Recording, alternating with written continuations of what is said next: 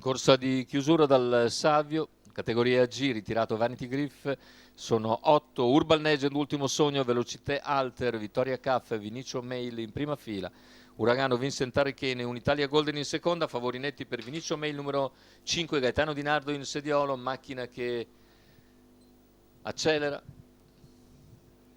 con la velocità iniziale di Velocité Alter che va a condurre.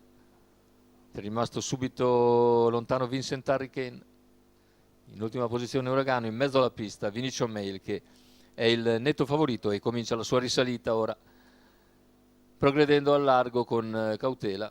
Velocité Alter in vantaggio nei confronti di Vittoria Caff dopo 300 metri di gara, terza posizione per Urban Legend, ma risale Vinicio Mail. Ne segue le mosse Unitalia Golden, poi Uragano. Numero 8, Vincent Tanto i 400 se ne vanno in 36 con Vinicio Mail che avvicina Velocité Alter dopo 500 metri di gara. Si trascina Unitalia Golden e Uragano, mentre alla corda seguono Vittoria Caff, Urban Legend e Ultimo Sogno. 600 in 46,9.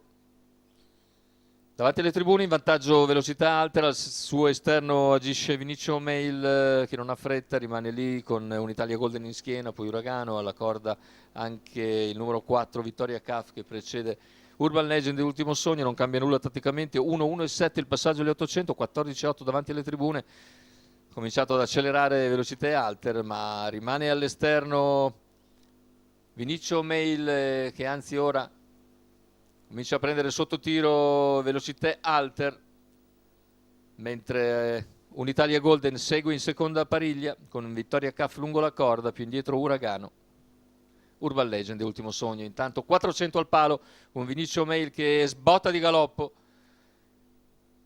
sbaglia anche Uragano più indietro, numero e così 5 in vantaggio c'è Vinicio Mail Mail squalificato, poi Unitalia Golden.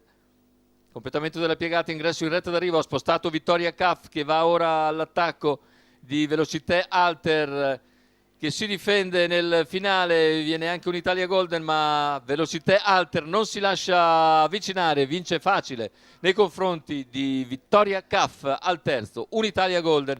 1:15,5 la vittoria per Velocité Alter e Marcello Di Nicola. La quota di 3,65 al totalizzatore per l'allieva di Massimiliano Romanelli, guidata da Marcello Di Nicola, che sul palo emerge di una lunghezza abbondante su Vittoria Caff.